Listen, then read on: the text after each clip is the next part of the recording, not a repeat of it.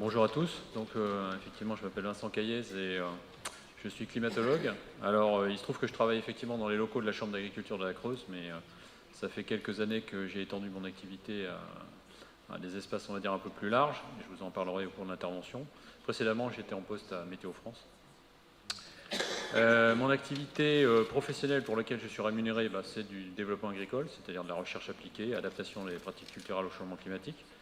Sinon, j'ai aussi une activité scientifique amont où je m'occupe de changement climatique observé, de projection climatique de nature statistique et aussi de redéfinition du climat, mais ça, on n'en parlera pas, c'est un peu trop théorique. Donc aujourd'hui, on m'a demandé de vous parler du réchauffement climatique au niveau local et en particulier de la nécessité de l'étudier pour avoir une anticipation correcte donc, de ce qui est en train de se passer à l'endroit où ça se passe. Donc je le ferai essentiellement par l'intermédiaire du projet AP3C pour adaptation des pratiques culturelles au changement climatique que je mène sur le territoire du Massif central, pour lequel il y a 3 volets. Donc le volet climatique, dont je m'occupe plus particulièrement, qui a été donc l'acquisition de 2 millions et des poussières d'observations, de température, de précipitation et d'évapotranspiration potentielle au pas de temps quotidien. Donc ça fait une grosse base de données. Et à l'aide donc de l'ensemble de ces observations, donc sur un peu plus de 35 ans, d'effectuer des projections donc en compatibilité avec les trajectoires climatiques qui sont réellement observées sur le terrain. Suite à quoi, donc, on a un volet agronomique, puisque bien entendu, je travaille pour des chambres d'agriculture, oui, j'ai oublié de le préciser. Donc, AP3C, c'est un projet qui est managé par le CIDAM, qui est un regroupement de chambres d'agriculture départementales du Massif central. Donc oui, il faut, le climat, c'est que la première étape. Et derrière, donc, il y a un volet agronomique. Donc je ne vais pas m'étendre sur les divers indicateurs agroclimatiques, des sommes de température, des dates de dernière gelée, des choses comme ça, qui ne vous intéressent pas trop. Mais il se trouve que parmi ces indicateurs agroclimatiques, il y en a un qui pourrait vous intéresser, ce sont les bilans hydriques. Et puis il y a un volet systémique, dont je ne parlerai pas aujourd'hui, qui est, à l'aide des 2 premiers volets, qu'est-ce qu'on fait en termes d'évolution, non pas seulement d'une culture, mais d'une exploitation dans son ensemble, voire d'une filière, voire de la profession tout entière. Donc on y va. On va commencer donc par le volet climatique, et puis par cette particularité du projet AP3C, qui est un projet local et qui produit ses propres projections climatiques.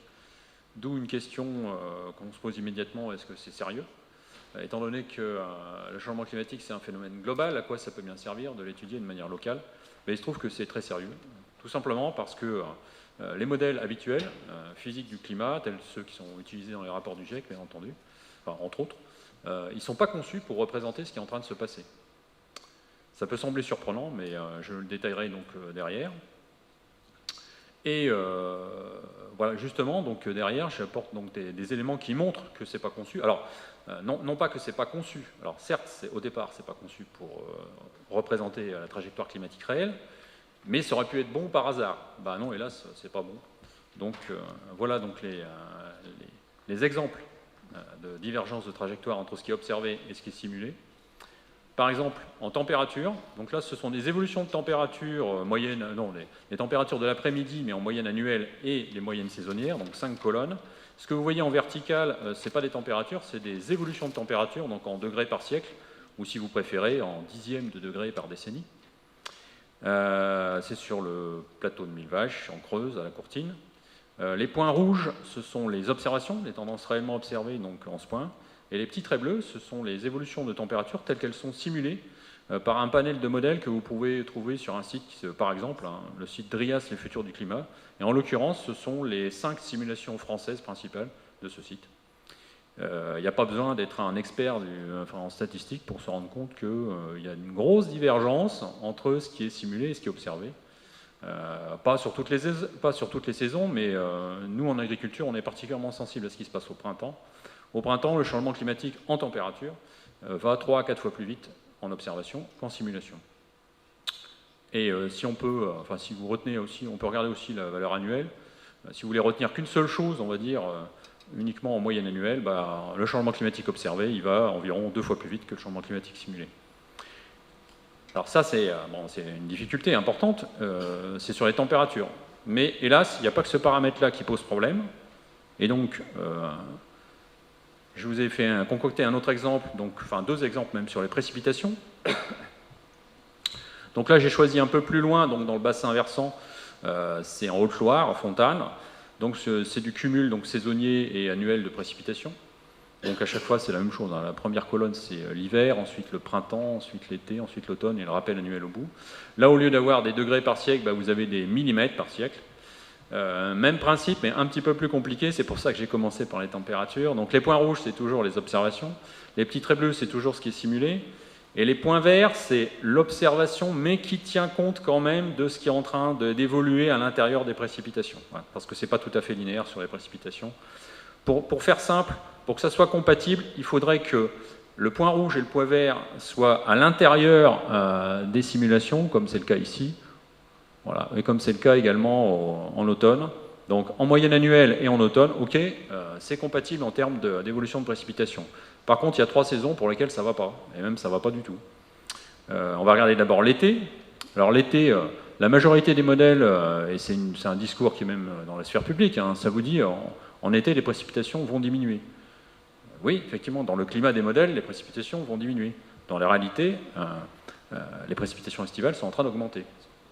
Après, il faut se dire, mais quel type de précipitation? Certes, mais en termes de quantité de précipitations, les précipitations sont en train d'augmenter en été. Et pas uniquement à Fontaine, je vous donnerai un exemple derrière, et on l'a fait sur l'ensemble du domaine, donc du Massif central. Deuxième exemple de divergence importante et impactante pour vous, peut-être encore plus, parce qu'en été, ça ne recharge pas beaucoup. En été, c'est surtout une problématique agricole, mais non, la deuxième saison où la divergence est importante, c'est l'hiver. Ce qu'on vous dit généralement, c'est qu'en hiver, les précipitations vont augmenter parce que les perturbations vont être plus importantes, etc. Donc effectivement, c'est ce que simulent les modèles, mais ce n'est pas ce qu'on observe. Ce qu'on observe, c'est une diminution des précipitations. Et enfin, il y a une troisième saison pour laquelle il y a une divergence qui a l'air moins forte, c'est au printemps. Au printemps, on donne en général une évolution légèrement positive pour les modèles, mais ce qu'on observe, c'est légèrement négatif. Sauf que là, l'impact, il est fort, enfin, en tout cas pour l'agriculture. Pourquoi? Parce qu'il faut combiner cette erreur d'évolution de précipitation avec l'erreur sur les températures. Alors, en simulation, qu'est-ce qui se passe? En simulation, on a une évolution lente à la hausse des températures associée à une évolution lente à la hausse des précipitations. Ben, c'est parfait tout ça, hein. Ça fait augmentation de la productivité, etc. Ça permet de créer du stock en agriculture pour ce qui se passe l'été, etc. Voilà. Mais en réalité, ce n'est pas du tout ça. En réalité, on a une augmentation violente des températures associée à une légère baisse des précipitations. Donc certes, vous avez un démarrage très tôt et brutal de la production végétale, donc de l'utilisation de l'eau, mais ensuite c'est rapidement coupé par la sécheresse et par le stress hydrique. Donc voilà, il y a certaines divergences qui ont l'air faibles, mais qui ont un impact fort derrière. Alors pour vous montrer que je n'ai pas fait ça donc uniquement sur un seul point, donc je vous donne un autre exemple un peu plus au milieu de votre bassin versant, la Magnac-Laval en Haute-Vienne. Bon, il se produit à peu près la même chose, hein. Les divergences les plus importantes, c'est en été avec un déficit de précipitation, en hiver avec une divergence de précipitation, en été donc pareil, et puis au printemps on est juste à la limite, mais l'impact est important. Donc ça c'est température d'un côté, précipitation de l'autre. J'ai pensé vous faire une comparaison avec un paramètre qui est un peu combiné, qu'on appelle, enfin qui comprend plus de choses et qui se rapproche de votre problématique, qu'on appelle le bilan hydrique potentiel. Donc pour ceux qui ne sont pas tout à fait au point là-dessus, le bilan hydrique potentiel, comment ça se calcule? En positif, vous avez les précipitations, et en négatif, vous avez une évapotranspiration de référence, l'évapotranspiration potentielle, qui est l'évapotranspiration d'un couvert végétal herbeux qui ne subit pas de stress hydrique. C'est un truc théorique, mais ça quand même, c'est très facile à calculer, et ça permet quand même de voir un certain nombre d'évolutions de manière assez facile. Donc là, ce que vous avez représenté, c'est un bilan hydrique potentiel entre mai et septembre, issu d'un modèle, d'un scénario qui est moyen, standard, sur une période donc, de 40 ans, entre 2020 et 2059. Mais ce qu'on vous a représenté sur cette carte, ce n'est pas la moyenne, c'est le décile numéro 2, c'est-à-dire la situation sèche qui se reproduit 2 années sur 10, ou si vous préférez, 1 année sur 5. Alors si vous voulez vérifier, cette carte se trouve dans le dernier rapport qui a été fait par Acclimatera, en 2018. Acclimatera, c'est le conseil scientifique climat de la région Nouvelle-Aquitaine. Et j'ai choisi de faire un zoom sur la Creuse, et en particulier sur le point de A1 qui est au centre de la Creuse. Il y a un lycée agricole, c'est pour ça aussi. Donc A1 se trouve à peu près à la limite entre du jaune, je ne sais pas comment vous le voyez, du jaune moyen et du jaune foncé, c'est-à-dire quelque part entre moins 150 et moins 200 mm de bilan hydrique potentiel en année sèche, 1 année sur 5, donc un quintile sec, décile numéro 2, pour le bilan hydrique entre mai et septembre. Retenez, moins 150, moins 200, c'est ce qui est projeté vers le futur. Et là, donc, je vais comparer maintenant avec ce qui se passe vraiment. Alors, je suis désolé, on ne voit pas ou très mal, enfin si on voit un tout petit peu les observations année après année, donc, que le projet AP3C a retracé donc, entre 1980 et 2015. Mais ce qui est important, c'est de voir donc, l'analyse qui a été faite, donc l'analyse en turquoise, qui est une analyse d'évolution de moyenne, et puis en petit tiret orange, qui est une analyse de décile numéro 2, exactement ce qui a été projeté. Donc c'est bien un bilan hydrique potentiel entre mai et septembre, et là vous voyez donc les évolutions au cours du temps entre 1981 et 2060. Ce qu'on voit, c'est qu'en situation moyenne en 2020, c'est-à-dire maintenant à une année près, on est déjà au niveau qui a été projeté en quintile sec entre 2020 et 2059, 2060. Donc il y a quand même un problème, parce que le changement climatique, ça ne va pas s'arrêter du jour au lendemain, et hélas, on est plutôt dans une phase d'accélération que de ralentissement. Et si on regarde, si on compare les deux courbes oranges, qui là, effectivement, c'est le même phénomène, c'est-à-dire c'est l'année quinquennale sèche, et on se trouve actuellement vers moins 280, moins 300 mm en situation actuelle, alors que ce qui est projeté vers le futur, donc ça serait beaucoup moins sévère, ce qui est une absurdité dans le cadre du changement climatique. Dans le cadre du phénomène du changement climatique, il y a une inertie importante, etc. Donc ça, ce sont des exemples qui vous montrent qu'on ne peut pas utiliser de manière opérationnelle ces projections climatiques, alors que, hélas, c'est utilisé à peu près partout. Ce que je viens de vous dire, vous pourriez donc douter d'une parole comme ça, qui pourrait être celle d'un climatologue local, singulière, voilà, bref, c'est moi qui raconte ça et personne d'autre le raconte. Alors je tiens à préciser que les projections donc, type GIEC sont utilisées dans à peu près tous les plans climat-énergie territoriaux, tous les schémas régionaux climat-air-énergie, etc., type de plans régionaux, locaux, etc. Mais il y a quand même, parmi les exceptions, il y a le plan climat-énergie territorial de la Creuse, puisque donc il y a de ça quelques années, suite à une intervention assez vigoureuse vis-à-vis du bureau d'études qui était chargé de faire ce plan climat-énergie territoire, donc ils ont bien voulu intégrer le changement climatique tel qu'il se produit réellement sur le terrain. Bref, parenthèse, remerciement vis-à-vis du conseil départemental de la Creuse. Alors, je ne suis pas le seul à raconter ce genre de choses. Je vous ai mis deux références sur lesquelles vous pouvez vérifier que, effectivement, c'est bien la position de la communauté. La première référence, c'est une référence qui a l'intérêt d'être en français, accessible en ligne, c'est le livre vert Climator, et puis ça vous montre que ça fait déjà quelques années donc, que ce genre de position a été exprimée. Ça vous dit en clair qu'il ne faut pas rechercher dans les simulations climatiques habituelles des séquences qui ont été observées, ni des tendances sur plusieurs dizaines d'années, non, c'est pas prévu pour ça. Et si vous voulez vraiment une référence scientifique dure, je vous recommande d'aller voir les conclusions du point focal du GIEC français qui a eu lieu en avril 2017. Alors un point focal du GIEC, c'est un rassemblement donc, de l'ensemble des scientifiques en France, donc là, qui ont contribué, ou qui contribuent de près ou de loin au rapport du GIEC, et en particulier dans le document qui a été envoyé donc, au secrétariat général du GIEC. C'est en anglais, mais je vous ai fait la traduction en français, je vais vous le lire en intégralité. Dans le contexte émergent des services climatiques, c'est-à-dire de l'utilisation des modélisations climatiques, le rapport AR6, c'est-à-dire le futur rapport du GIEC qui va sortir en 2021-2022, devrait prendre position au sens de insister sur les restrictions d'usage des projections climatiques habituelles de niveau régional pour la conception de mesures d'adaptation. Alors ça, en langage moins diplomatique, ce que ça veut dire, c'est, s'il vous plaît, arrêtez d'utiliser nos projections climatiques pour imaginer des mesures d'adaptation de niveau régional, parce que ce n'est pas conçu pour ça.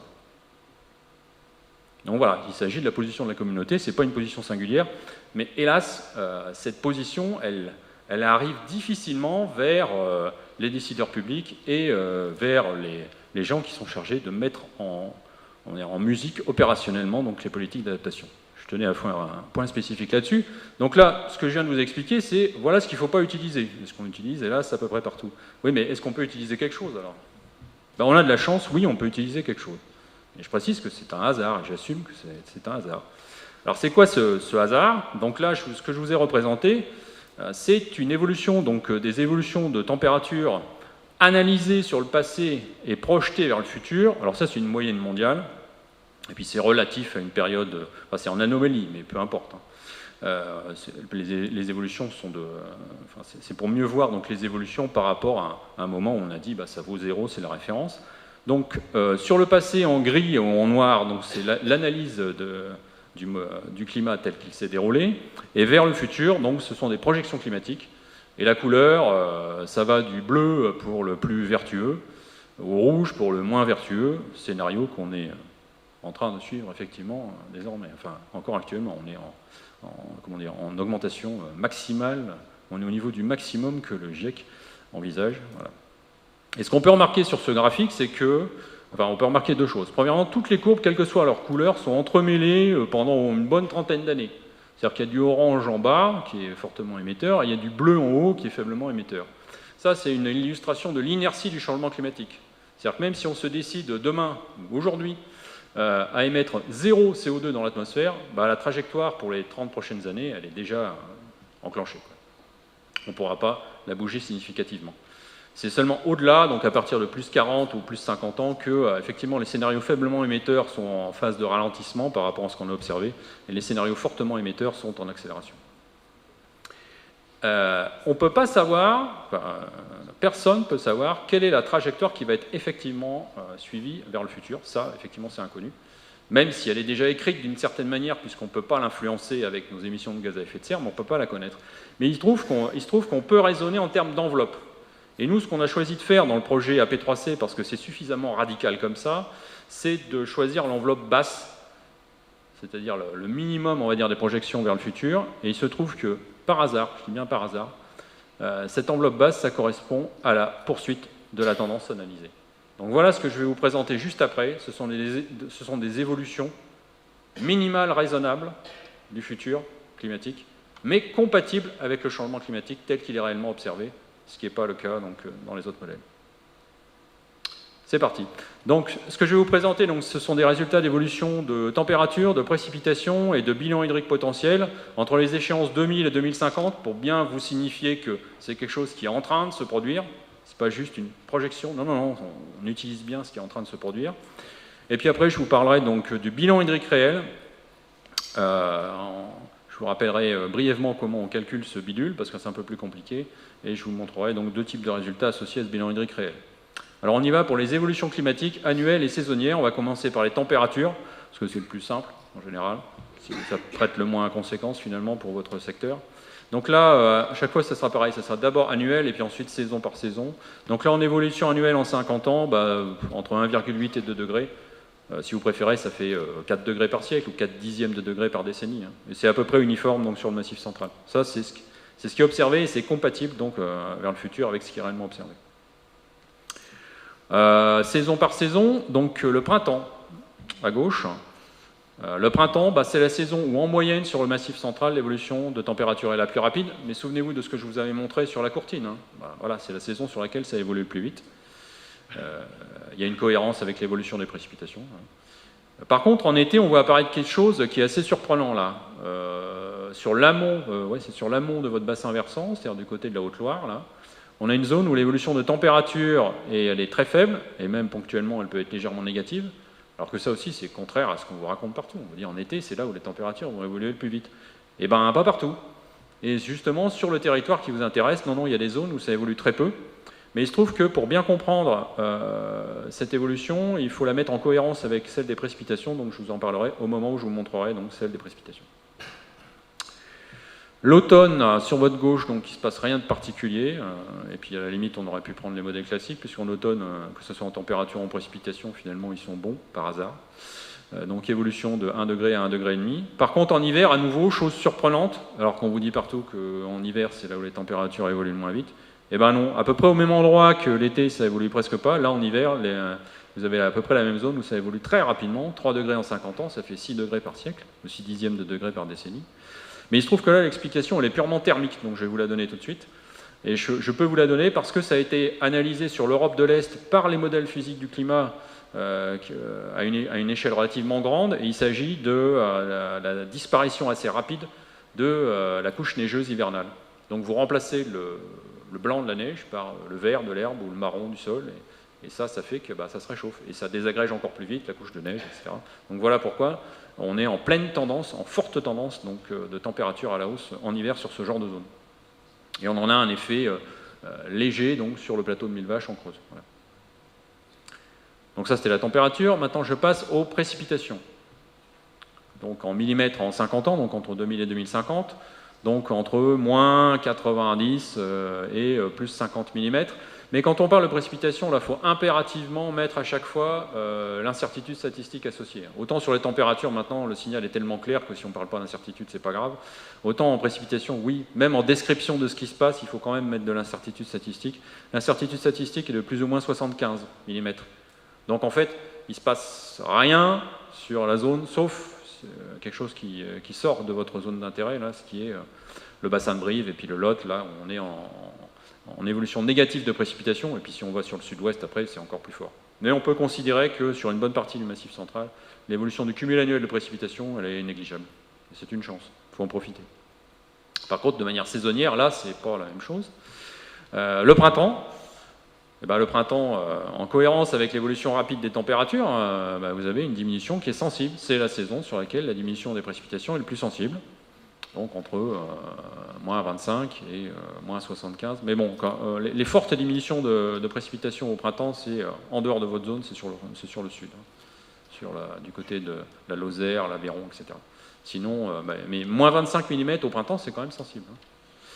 En été, alors là, l'été, c'est là où je vais parler de la cohérence avec la diminution des températures, parce que vous avez, en sens inverse, une augmentation des précipitations. Et regardez bien la zone. La zone de diminution des températures, ou de moindre élévation des températures, c'était sur la Haute-Loire. Et vous avez un décalage, vous avez à peu près la même zone donc, qui est en augmentation de précipitations, mais ça se décale vers le nord. Donc moi j'étais météorologiste pendant 15 ans, je peux vous dire que ça c'est parfaitement cohérent avec des situations orageuses où les nuages se forment sur le sud du Massif central et seront ensuite entraînés dans un flux de sud à sud-est. Voilà. Donc c'est normal. Il y a une cohérence géographique entre les deux paramètres et les évolutions des deux paramètres, température et précipitation. Sachant que les analyses, elles ont été menées séparément, c'est-à-dire qu'on n'a pas forcé les précipitations à réagir de cette manière-là, on les a étudiées séparément et on constate que c'est bien cohérent, donc c'est vraisemblablement l'augmentation donc, des précipitations instables, des averses, qui se déclenchent donc au sud du Massif central et qui ensuite remontent un peu plus vers le nord. Donc oui, sur une bonne partie de la zone, on est en augmentation de précipitations estivales. Donc, paramètres combinés maintenant. Non, il reste les deux dernières saisons, pardon. En automne, légère augmentation de précipitations. Alors, bien que ça ne soit pas sur votre zone, je vous demande de regarder ce qui se passe sur la Lozère. Là, ça, c'est l'augmentation des épisodes Cévenol. Hein. Voilà, pareil, ça n'a pas été forcé dans le modèle, c'est apparu à partir des observations. Oui, ça, les gens qui habitent par là, ils voient très bien déjà le renforcement des épisodes Cévenol. Et en hiver, sur une grande bande centrale, vous avez donc une diminution assez sensible des précipitations, dont sur une bonne partie de l'amont de votre bassin. Une diminution des précipitations hivernales, donc à une moindre recharge dont il faudra tenir compte. Le bilan hydrique potentiel annuel. C'est une combinaison donc, des précipitations et de l'évapotranspiration potentielle. J'ai préféré vous la donner directement plutôt que de faire que le TP. Donc vous avez directement le bilan hydrique, mais potentiel en évolution annuelle. Grosso modo, sur à peu près l'ensemble de la zone qui vous intéresse, moins 100 mm en 50 ans, donc moins 200 mm par siècle. Mais dès qu'on s'échappe, que ce soit vers le nord-est ou vers le sud-ouest, ça s'aggrave avec une évolution qui est à moins 150, voire moins 200 ou moins 250 si on descend vers le Lot, etc. Voilà. Donc on est, certes, c'est en diminution, mais on est plutôt une zone favorisée, en tout cas sur l'amont du bassin. Ça descend pas trop vite, ce bilan hydrique potentiel annuel. De manière saisonnière, qu'est-ce que ça donne ? Le printemps, le printemps, en cohérence avec l'évolution des températures et des précipitations, c'est la saison sur laquelle ce bilan hydrique potentiel chute le plus rapidement. Voilà. Donc on en est à moins 50 ou moins 60 mm de bilan hydrique potentiel, donc sur une bonne partie du bassin versant, en tout cas sur l'amont. En été, par contre, vous avez, donc, vu que vous avez une augmentation des précipitations, vous avez une zone sur laquelle il n'y a pas d'aggravation, il y a même une légère amélioration du bilan hydrique potentiel, centré sur la Haute-Loire, le Cantal, le Puy-de-Dôme, etc. Voilà. Bien entendu, quand on s'échappe de cette zone avec les averses orageuses donc, qui augmentent, vous avez des diminutions sensibles en été, on est bien d'accord. Mais ça fait partie de votre zone d'intérêt, donc il faut bien tenir compte du fait qu'en été, il y a une augmentation du bilan hydrique, il y a une amélioration du bilan hydrique potentiel. Automne et hiver, je vais passer très vite parce qu'on est en augmentation très faible, non significative. Voilà, pas d'évolution très sensible du bilan hydrique potentiel en automne et en hiver. Donc maintenant, on va passer à de la modélisation un peu plus sophistiquée. C'est-à-dire que le bilan hydrique potentiel, il manque deux choses pour faire du réel. Au moins, il manque le sol et puis ce qu'il y a au-dessus du sol. Voilà. Donc là, on a mis une culture. Alors comme on est sur le massif central, puis il faut bien commencer par quelque chose. La culture, là, c'est de l'herbe tout le temps. Voilà. Et les types de sol, à dire d'experts, on a choisi 4 types de sol qu'on a appliqués partout. On n'a pas choisi telle station, tel type de sol. Non, pour toutes les stations que vous avez vues sur la carte, on a pris les 4 types de sol qui comportent 45, 75, 120 et 180 mm de réserve utile. Ça va du sol superficiel au sol très profond. Avec un modèle qui dit à 2 réservoirs, c'est-à-dire vous avez un réservoir facilement utilisable, qu'on dit parfois réservoir de surface, mais bon, il faudra mieux dire un réservoir facilement utilisable, qui peut être utilisé, c'est le premier chiffre, le plus gros, qui peut être utilisé entièrement par la végétation sans stress hydrique. Par contre, dès que vous avez vidé ce réservoir facilement utilisable et que vous rentrez dans la réserve de survie, le deuxième chiffre, là, il y a un stress qui est progressif. Alors, je vous ai mis la formule, mais ce qu'il faut retenir, c'est que si vous êtes à la moitié du réservoir de survie, vous avez un stress hydrique de 50%. Si vous êtes à 80% du réservoir de survie, vous avez un stress hydrique de 80%. Voilà, c'est linéaire. Et ce que ça donne, donc ça, c'est calculé jour par jour, bien entendu. Et ce que ça donne, ça donne 5 indicateurs jour par jour. Il y en a 4 qui sont a priori agricoles et qui ne vous intéressent pas trop. C'est le niveau dans la réserve facilement utilisable, le niveau dans la réserve de survie, l'évapotranspiration réelle, qui tient compte du stress hydrique, et aussi la valeur de stress hydrique en pourcent. Il y en a un qui, nous, en agriculture, ne nous intéresse pas beaucoup, mais qui doit vous intéresser un peu plus, et qu'on calcule aussi parce qu'on en a un petit peu besoin quand même. C'est l'écoulement, enfin ce que nous on appelle l'écoulement, mais qui est plutôt un débordement donc, du sol, parce que nous on ne s'intéresse pas de savoir si ça va en surface, en profondeur, etc. En fait, c'est tout ce qui déborde du sol. Donc voilà, donc on a ces indicateurs, donc 5 indicateurs par jour, et là je vais vous présenter donc deux possibilités de représentation de l'évolution de ce bilan hydrique. Par exemple, un diagramme hydrique annuel, donc là je vous ai choisi la station de Limoges, en Haute-Vienne, avec un sol 75 mm, c'est pas très profond, un climat type actuel 2020. En haut, ce que vous avez, alors l'écoulement, il a lieu donc habituellement en année moyenne, donc à la fin d'automne et puis jusqu'au début du printemps. Le niveau de la réserve facilement utilisable, il est assez rapidement entamé, puis il arrive à des niveaux extrêmement faibles l'été, mais c'est une année moyenne, c'est pour ça qu'on n'arrive pas à zéro. Par contre, la réserve de survie, vu que c'est d'abord le réservoir facilement utilisable qui est utilisé, la réserve de survie, elle est entamée plus tard. On arrive à des valeurs donc, très très basses, donc de stress hydrique fort, et ça remonte plus tard que la réserve facilement utilisable, parce que ce genre de modèle est rechargé par le haut ou par le réservoir facilement utilisable. Voilà, c'est un diagramme. Alors pour voir l'évolution, il faudrait superposer des climats 2020, 2030, 2040, 2050, etc. J'ai choisi de vous calculer quelques indicateurs annuels sur lesquels on va voir ces évolutions. Donc un bilan hydrique annuel donc, sur la station de Felletin, au sud du département de la Creuse, avec un sol le même que celui que vous avez vu précédemment, 75 mm, c'est pas très profond. 4 échéances. Alors là, je vais prendre le temps de spécifier les échéances. 1981, on peut considérer qu'à l'époque, le changement climatique était négligeable. Échéance 2000. Échéance 2000, ça correspond à très peu de choses près à la normale officielle 1981-2010. Pourquoi ça ? Parce que lorsque vous faites une moyenne trentenaire, alors voilà, ce qu'on vous dit, c'est le climat actuel, on fait des moyennes sur 30 ans, et puis on vous dit, voilà, ça c'est le climat, c'est la normale. Hélas, lorsqu'on fait ce calcul de moyenne, on trouve certes une moyenne des valeurs, mais ce qu'on oublie souvent, c'est qu'on fait aussi une moyenne du temps. Alors tant que le climat est stable, c'est pas bien grave, soit au début ou à la fin de la période, c'est pas grave. Mais quand le climat est en évolution rapide, en particulier sur les températures, le fait de faire une moyenne du temps, c'est impératif. Donc là, cette normale 1981-2010, elle est centrée sur 1995. Donc moi que j'ai arrondi à 2000 par facilité, mais c'est quand même 24 ans plus tôt que maintenant. Donc le vrai climat de maintenant, c'est la troisième colonne, espérance climatique, le climat type 2020. Et puis donc je vous ai mis en quatrième colonne la dernière donc échéance de nos projections 2050. 4 indicateurs annuels, la somme des écoulements, uniquement en année moyenne, mais bien entendu, je dispose de toutes les données, et on pourrait vous sortir une année décennale sèche, décennale humide, enfin ce que vous voulez. Là, c'est la moyenne pour que ça soit simple. La somme des écoulements, c'est-à-dire ce qui déborde des sols agricoles. La somme des déficits d'évapotranspiration, c'est-à-dire ce que la plante, l'herbe, aurait bien aimé utiliser, mais qu'elle n'a pas pu, parce qu'elle était déjà en stress hydrique. Troisième indicateur, le niveau de stress hydrique maximal en année moyenne, où est-ce que ça se situe, enfin à quel pourcentage ça se situe. Et puis quatrième indicateur, la date de ce stress hydrique maximal en moyenne. Et on va regarder uniquement la dernière colonne qui est l'évolution donc relative entre le début et la fin, donc sur 70 ans. Et ce qu'on voit, c'est qu'il y a une diminution des écoulements d'un tiers. Voilà. Une augmentation d'un tiers des déficits d'évapotranspiration.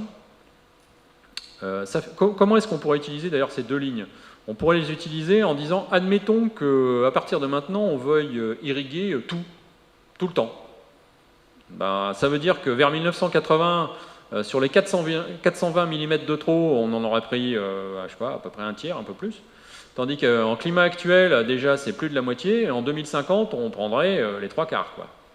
Donc, dans ce cas-là, on aurait encore suffisamment d'eau pour irriguer tout le temps. Mais il y a des zones un peu plus sèches, vers l'aval de votre bassin versant, où là, non. Mais si vous souhaitez tout irriguer à partir de maintenant, déjà, il n'y a plus assez d'eau, quoi. Je dis bien 100% d'irrigation toute l'année, hein, voilà, pour à chaque fois qu'il y ait le potentiel maximal du végétal. C'est juste théorique. Hein. C'est juste théorique. Ensuite, le stress hydrique maximal, donc il était déjà fort en 1980 parce que le sol était relativement léger, donc 43%, désormais on commence à plafonner, donc on arrive à un peu plus de 50%. Par contre, même si ça plafonne, il y a quelque chose qui ne plafonne pas, c'est la précocification de ce stress hydrique maximal, et ça c'est une difficulté pour l'agriculture, mais je suppose aussi que ça peut se retrouver sur l'utilisation de l'eau derrière. Voilà. Donc ça c'était sol pas très profond sur le sud de la Creuse, comparé à un sol très profond, on en a quelques-uns de sols profonds, au nord de la Creuse, donc je ne vous redétaille pas tout, mais on va regarder simplement les évolutions relatives. Somme des écoulements, un tiers en moins, ça a l'air d'être une constante, en tout cas en Creuse. Alors peut-être à l'aval du bassin versant, le pourcentage évolue un peu, mais voilà, en 70 ans, un tiers d'écoulement en moins. Par contre, la somme des déficits d'évapotranspiration, là ça augmente à presque facteur 2,5, quoi. Qu'est-ce que ça veut dire ces deux premières lignes? Ça veut dire que lorsque vous passez de sol léger à sol profond, vous avez un avantage parce qu'il y a plus d'eau dans le sol. On est d'accord? Mais que cet avantage relatif, il diminue vers le futur à cause du changement climatique. Voilà. Certes, il y aura toujours un avantage à avoir un sol profond par rapport à un sol léger, mais de plus en plus souvent vers le futur, même avec un sol profond, vous allez avoir des problèmes sérieux de stress hydrique, et la preuve, c'est la troisième ligne. On était dans les stress hydriques maximum assez faibles dans les années 80, et d'ici à 2050, on rattrape presque le niveau de stress hydrique maximal des sols légers. Et quant à la date du stress hydrique, ça évolue de la même manière, c'est-à-dire qu'on gagne 3 semaines de précocification également donc, pour ce type de sol.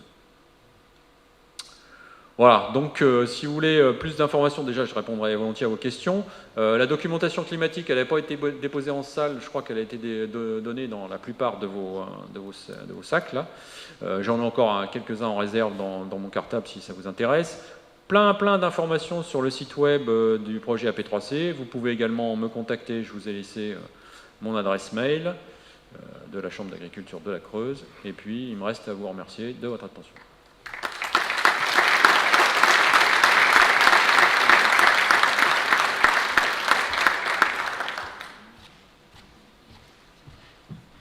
Merci. On va prendre des questions.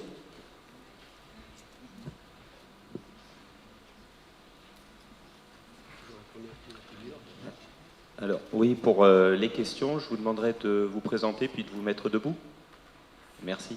Oui, parce que les interventions sont filmées. Donc, Alors, Samuel Lassos du SATES des Vosges. Donc, ma question, ce serait de savoir si vous auriez concrètement des conséquences qu'on peut constater sur le terrain ou qui risquent d'arriver dans les années prochaines. En dehors des chiffres que vous nous avez montrés, qu'est-ce que ça serait concrètement les conséquences, par exemple, pour la Creuse, en termes, notamment pour l'agriculture, par exemple? Pour l'agriculture, redémarrage de végétation plus rapide. Comment dire, autrefois on ne se posait pas la question de la première fauche en particulier, c'est-à-dire qu'elle était toujours pleine. Parfois, il y avait des difficultés pour aller la chercher parce que le terrain était trop meuble, il y avait trop de précipitations. Désormais, ce sera de moins en moins le cas. Par contre, y compris pour la première fauche, on va avoir de plus en plus de difficultés où ça va devenir de moins en moins rare qu'elle soit entamée par le stress hydrique. Donc ça veut dire, faire très attention au suivi du bilan hydrique du sol pour aller récupérer l'herbe quand c'est possible et juste avant qu'elle stresse. D'ailleurs, c'est pour ça que depuis cette année, on se fait des bilans hydriques réels tactiques, c'est-à-dire de la situation réelle du département, donc sur une dizaine de points sur la Creuse, pour dire attention, là, on arrive dans le stress hydrique fort d'ici à 3-5 jours, etc. Donc si vous voulez une plante qui n'a pas commencé à avoir un stress hydrique, il faut y aller maintenant pour faucher. Est-ce qu'on peut dire est-ce qu'on peut projeter le climat actuel de la Creuse à un climat d'une autre zone géographique? Je sais pas. Alors oui, je vois bien votre question. C'est on transpose en mettant une autre ville. Alors il se trouve que ça, c'est pas possible. C'est possible uniquement si vous choisissez un seul paramètre. Le paramètre, par exemple, température. Vous voyez, effectivement, ça, on peut transposer d'une ville à l'autre. Et on peut faire un décalage vers le sud, en latitude. Alors, pour les saisons de pousse du printemps et de l'été, le décalage, il est de l'ordre de 150, voire 200 km tous les 10 ans vers le sud, à altitude constante. Mais le régime de précipitation n'est pas le même. Donc, dès que vous mélangez deux paramètres, ça ne marche plus. C'est pour ça que moi, je n'utilise pas. Merci.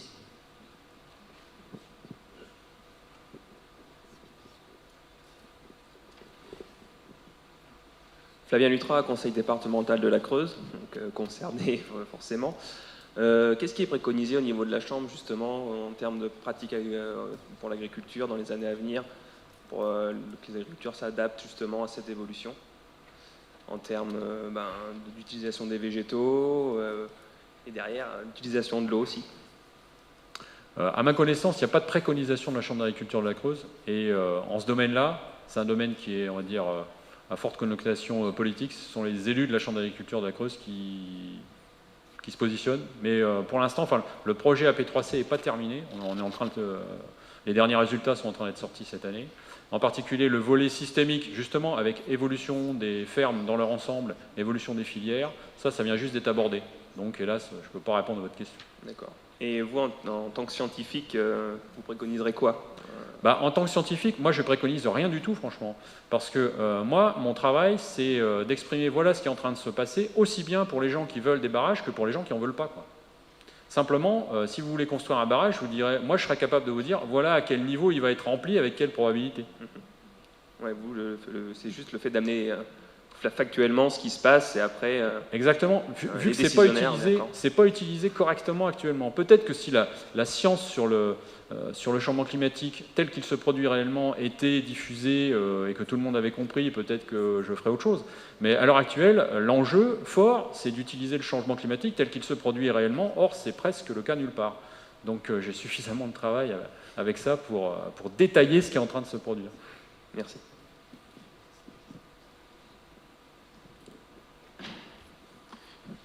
Benoît Coudrin au département d'Indre-et-Loire. Je voulais savoir si vous aviez connaissance, j'imagine que oui, d'un réseau de scientifiques qui travaillent sur les mêmes hypothèses que les vôtres, parce que vous nous dites qu'effectivement, partout, on utilise des données qui ne sont pas faites pour ça. Et j'imagine que vous avez d'autres collègues qui travaillent dans d'autres départements, d'autres régions, d'autres pays peut-être même, sur ces questions-là. C'est la première question. Puis la deuxième question qui m'interrogeait, alors je ne veux pas du tout critiquer le travail qui est fait, mais je me posais la question de savoir si sur les premières chroniques de données qui ont été mesurées, avec 1980-2015, si cette chronique est finalement peut-être assez faible en termes de durée, et si vous aviez connaissance de chroniques plus longues sur ces deux paramètres, température et précipitation, qui auraient donné d'autres résultats ou des résultats similaires. D'accord, je vais d'abord répondre à la seconde question. Il se trouve que lorsque vous faites une analyse d'évolution sur le long terme, en particulier les températures, parce que c'est là que c'est le plus facile à comprendre, il y a une cassure, une rupture climatique qui se produit à la fin des années 70, début des années 80. Donc ça ne sert à rien, et même ça augmente l'incertitude d'aller chercher les données avant 1980. Donc oui, ça existe. On peut toujours dire, voilà ce qui s'est produit entre 1950 et 1980, c'était en légère baisse de température, ou voilà ce qui s'est produit entre 1920 et 1950, parce qu'on était en légère augmentation de température, mais jusque-là, c'est-à-dire jusque, on va dire 1980 approximativement, les évolutions qu'on observait étaient en grande partie naturelles. Et depuis, elles sont liées au changement climatique. Alors ça, c'est pas le scrutage de la série en elle-même qui vous le dit, c'est la compréhension des modèles physiques qui nous permet de le dire.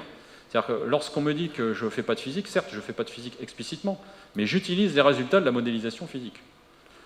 Voilà, donc ça, c'est la première remarque. Alors, pourquoi est-ce qu'on utilise actuellement, enfin, pourquoi est-ce qu'il y a autant de scientifiques sur la modélisation physique du climat? Parce qu'on n'en a pas fait le tour. Si on en avait fait le tour, d'ailleurs, de l'ensemble des phénomènes qui permettent d'expliquer le changement climatique, alors vraisemblablement la trajectoire que donnerait le modèle serait compatible avec ce qui se passe. Mais ce n'est pas le cas. Et on fait des études de prévisibilité, c'est-à-dire et si on améliore nos connaissances dans tel domaine, est-ce que ça va améliorer telle chose, telle chose, telle chose? Et on pense qu'on en a pour plusieurs générations de chercheurs avant d'avoir fait suffisamment le tour du problème d'un point de vue physique pour que le modèle de recherche en lui-même donne la trajectoire cohérente. Mais il y a un champ de recherche qui est immense, donc ça justifie le fait qu'il y a plusieurs milliers de personnes qui travaillent dessus. Et moi, quand j'ai participé à la conférence climatique internationale à l'UNESCO qui a eu lieu en juillet 2015, il y avait 2500 climatologues dans l'enceinte, voilà, au niveau mondial. Alors pour les gens qui travaillent au niveau des statistiques, il y en a environ 100 fois moins sur la planète. Et j'en ai la preuve parce que je fais partie de la communauté des générateurs stochastiques de temps. Ce sont des outils, mais les gens qui donc, utilisent ou fabriquent ces outils, on est voilà, une vingtaine ou une trentaine sur la planète.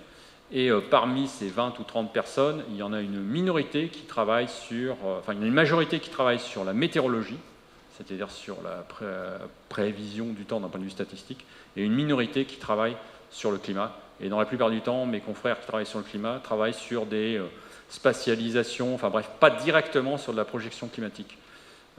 Après avoir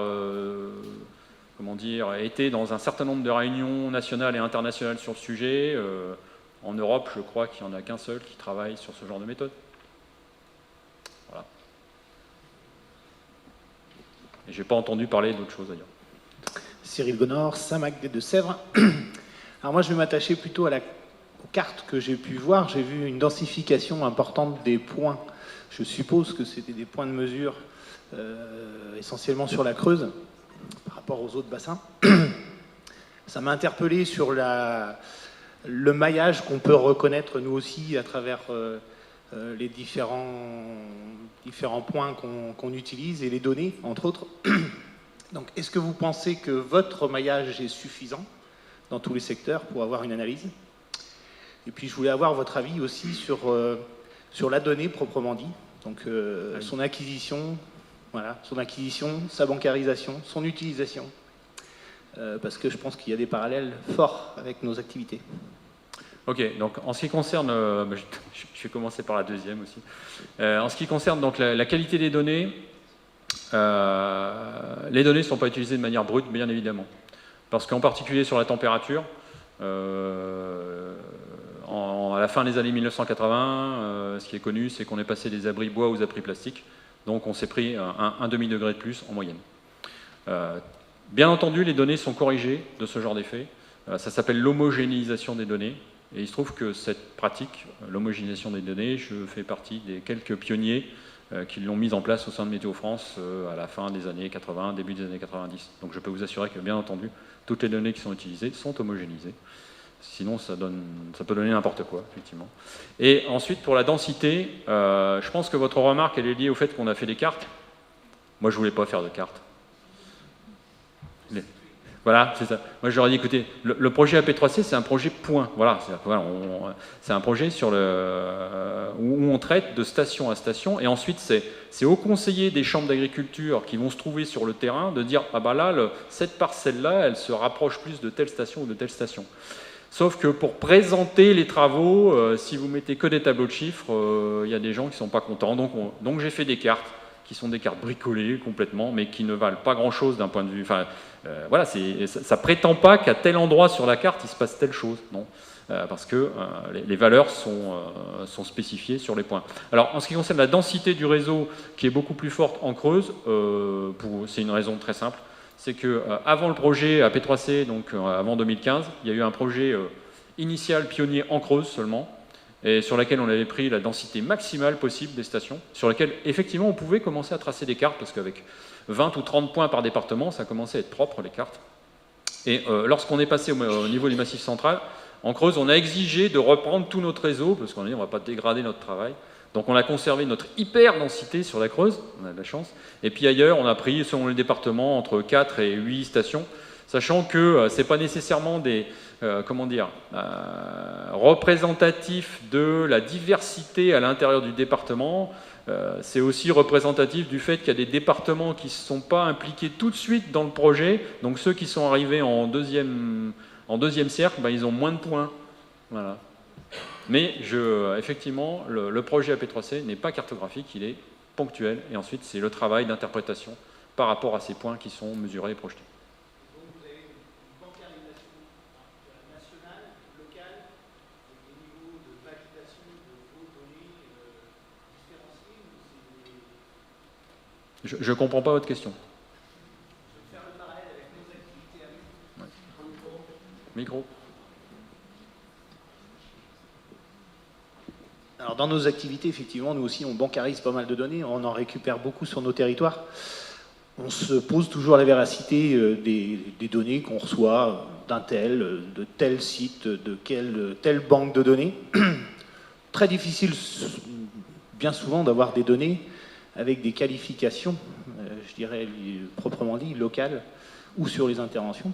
Donc je voulais savoir si vous rencontriez, vous, les mêmes difficultés sur la donnée, sur le transfert de données, sur la bancarisation et sur le justificatif après de ce qu'on en fait. Parce qu'on peut faire dire n'importe quoi avec une donnée. C'est que son contexte qui donne l'éclairage, on va dire. Alors, comment dire, les bases de données ont toutes été désarchivées, c'est-à-dire achetées en fait à Météo France. Donc on a récupéré les données des bases de données Météo France. Et ensuite, moi, ce que j'avais prouvé à la fin des années 80, lorsque j'ai travaillé donc, sur la mise en place de l'homogénéisation des données, c'est que finalement, ce qu'on appelle les métadonnées, ça a une importance négligeable. En fait, la méthode en elle-même, que vous sachiez que vous ayez changé d'observateur, que vous ayez changé de thermomètre ou faire telle chose, la méthode en elle-même, lorsque vous travaillez sur des données quotidiennes, c'est-à-dire très nombreuses, permet de vous dire à tel moment, il y a eu tel changement. Donc, que ce soit pour une raison ou pour une autre, finalement, c'est pas grave. Sachant que le principe qui est donné, généralement, c'est que la dernière série, la dernière période homogène, c'est la bonne, entre guillemets. Alors, parfois, il y a des exceptions. Si on sait que, pertinemment, que les dernières mesures, ça a été fait dans n'importe quelle condition, on prend la période avant. Mais en général, c'est la dernière période mesurée homogène qui sert de référence et sur lesquelles sont homogénéisées les données précédentes.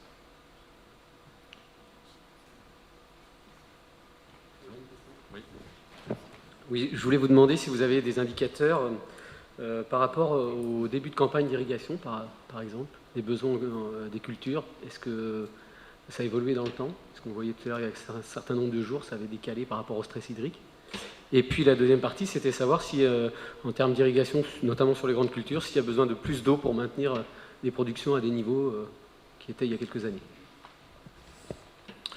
On a très peu travaillé sur les grandes cultures, on a essentiellement travaillé sur l'herbe, donc voilà. Par contre, là, la question que vous posez, c'est sur c'est plus du climat ni même de l'agroclimat, c'est de l'agronomie. C'est-à-dire c'est un réseau de mesures de pratiques agricoles. Alors ça, effectivement, on n'en a pas été chargé. Alors, théoriquement, avec les chiffres que j'ai donnés sur l'évolution de l'évapotranspiration potentielle, d'évapotranspiration non satisfaite et de l'écoulement, vous pouvez vous dire que si vous voulez maintenir le même niveau d'irrigation, ou pire, si vous voulez maintenir le même niveau de satisfaction des besoins hydriques, ça va fortement se dégrader au futur. Là, je n'ai pas besoin de regarder culture par culture. Voilà. Mais je ne peux pas répondre sur le blé à tel endroit et je sais pas quoi, le maïs à tel endroit. Ce que je peux dire, c'est que, alors, je ne sais pas si ça répond à votre question, mais Il y a des zones où finalement ça ne se pose pas trop la question d'irrigation. Pour le maïs par exemple, c'est tout ce qui est moyenne montagne. En particulier du côté du sud du Massif central, pas totalement au sud, mais du côté de la Haute-Loire, on a désormais des cultures de maïs quand le terrain est quand il y a suffisamment de profondeur de sol, qui montent jusqu'à 1200-1300 mètres et qui ne sont pas irrigués. Pourquoi? Parce qu'il pleut suffisamment là-haut. Et en plus, vu que l'été, vous avez une augmentation des précipitations observées, et ben, effectivement, vous avez des cultures donc, qui se développent. Et en plus, le maïs, il a une meilleure efficience de l'eau que l'herbe. Donc si vous voulez la même quantité de fourrage non irrigué dans ce cas-là, avec de l'herbe, il faudrait utiliser plus d'eau. Donc vous voyez, les problématiques d'irrigation, c'est complexe. Hein. Moi, je vais poser une petite question par rapport à l'inquiétude qui a été posée par Monsieur le Vice-président et ses services là, sur les inquiétudes en termes de ressources futures sur le département. Est-ce que l'étude que vous avez menée a été utilisée ou serait utilisée pour je sais pas, départemental d'eau potable qu'on évoquait, ou est-ce qu'il faudrait aller au-delà encore en termes d'analyse? Moi, ce que je sais, c'est qu'on m'a demandé de présenter donc, mes travaux brièvement lors du dernier je sais pas comment ça s'appelle, séminaire sur l'eau, mais c'est pas celui qui a eu lieu la semaine dernière, hein, celui qui avait eu lieu quelques mois précédemment. Hein. Il y en a eu un au même endroit au lycée agricole d'Arin, donc oui, je l'ai présenté. Savoir si les données sont utilisées ailleurs. Donc historiquement, dans le plan climat-énergie-territoire de la Creuse, il y a de ça 4-5 ans, oui. Sinon, moi, j'en ai pas entendu parler. On a eu quelques contacts dans le Puy-de-Dôme, où il y a effectivement des associations environnementales qui veulent utiliser nos données. Mais il y a un problème de positionnement, c'est que lorsque vous utilisez ce genre de données, d'une certaine manière, vous dites, bah oui, mais les autres données que plein d'autres personnes utilisent, elles ne sont pas bonnes. Donc ça restreint beaucoup l'utilisation de nos données, même si ce sont les seules qui sont compatibles avec ce qui se passe.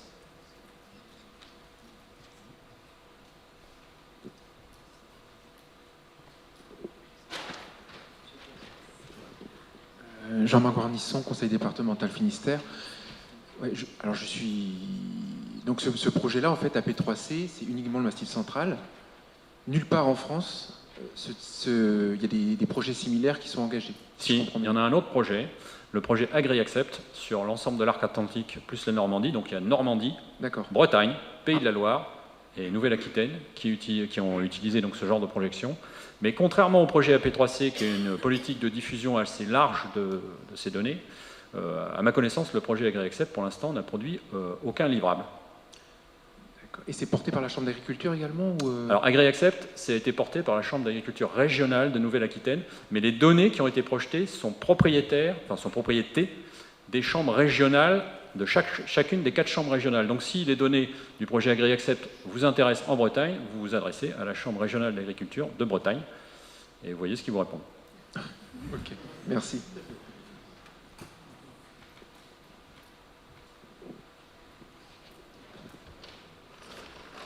Alain Langlais, sa thèse Sarthe. Donc moi c'est une question plus générale. Donc c'est sur le hiatus entre les projections du GIEC et ce que vous faites en constat. Donc effectivement on est tenté de penser plus la température augmente, plus il y a d'évaporation, plus il y a de pluie. Or il y a un constat réel que ça ne fonctionne pas totalement comme ça. Est-ce qu'il y a des hypothèses sur le fait que le réel ne corresponde pas aux hypothèses émises par le GIEC? Déjà, les modèles GIEC n'étaient pas conçus pour ça. Mais c'est vrai que très récemment, j'ai eu connaissance de travaux qui commencent à s'intéresser à ce genre de questions, c'est-à-dire en particulier sur la saison du printemps. Qu'est-ce qui se passe au printemps pour que ça soit aussi divergent? Et j'ai lu les travaux de Hervé Douville, en particulier, du Centre national de la recherche météorologique, qui pense avoir déterminé que c'est un mauvais traitement de l'humidité dans le sol qui est à l'origine de cette divergence forte. C'est-à-dire que les modèles, en général, sur une bande de latitude moyenne nord, voient un sol bien trop humide par rapport à ce qu'il est en réalité. Or, si le sol est humide, il peut évaporer, donc les températures n'évoluent pas trop, tandis que si le sol est sec, ce qui est le cas en réalité, les températures peuvent monter beaucoup plus vite. Et a priori, c'est très délicat de forcer un modèle. Il ne faut surtout pas le faire, d'ailleurs. C'est-à-dire qu'un modèle climatique, physique classique, il a des observations uniquement à son échéance de démarrage, et en général, c'est 1750.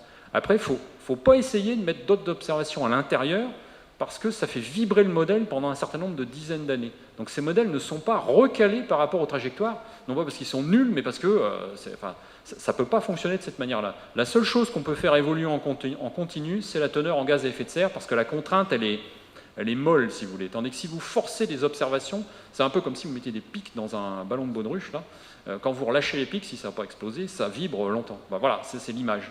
Donc voilà pourquoi il ne faut pas s'attendre, avec ce genre de modèle, à une description de trajectoire 2 siècles après qu'on ait mis les observations, quoi. Ça serait miraculeux que la trajectoire, ça soit la bonne. Donc il faut vraiment qu'on ait fait l'ensemble, le tour du problème du changement climatique pour que les trajectoires actuelles correspondent directement à ce que ce genre de modèle donne. Voilà.